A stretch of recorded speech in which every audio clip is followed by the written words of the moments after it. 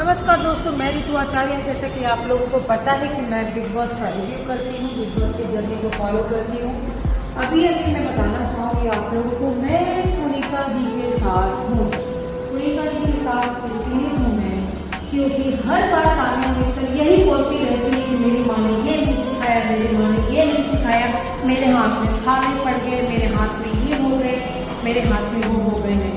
तो टास्क के बिटवीन अगर कोनिका जी ने उसको टास्क को खराब करने के लिए बोला तो क्या गलत बोला? आप बताओ मुझे, क्या गलत बोला? जब खुद वो अपनी मम्मी के बारे में पूरे गांव को नेशनल टीवी पे ऐसी ऐसी बातें कर रही है, स्ट्रगल की बातें कर रही है, बहुत सारी झूठी बात फैला रही है, तो फिर क्या क्या I vote for Konika ji, she is right. क्या बोलती है मेरी पब्लिक? कमेंट करना जरूरी है। This called real woman empowerment.